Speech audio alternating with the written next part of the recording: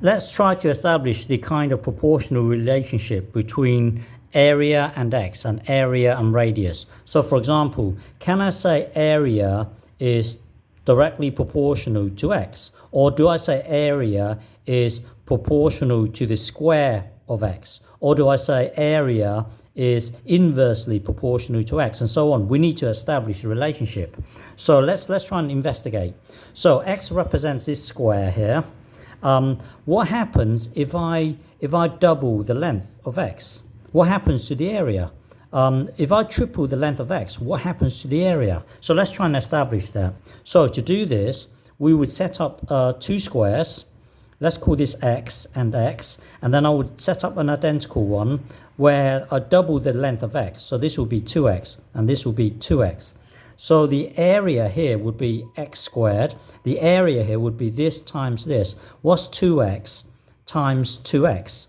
It would be 4x squared. 4x squared. So you can see that the relationship between area and x is that if I double the x, then you can see that the area has grown by 4. So this area would have grown by 4. What happens if I triple the length? Let's try and establish that. Hang on.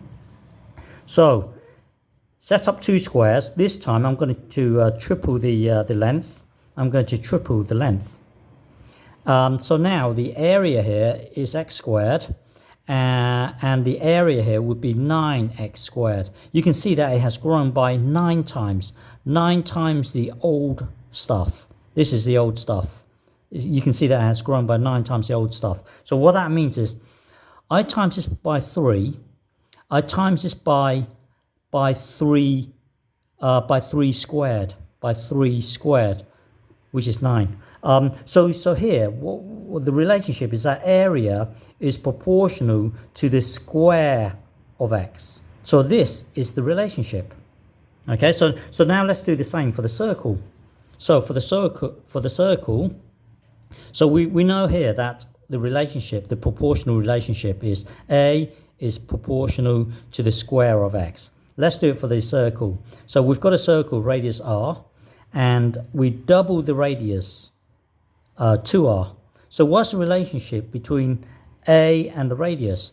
If I double the radius, what happens to the area? So the area here is pi r squared. The area here would be pi the radius, which is 2r squared. So let me tidy this up. This would be remember 2r times 2r would be 4r squared. So that would be 4 pi r squared. I'll just move the 4 in front.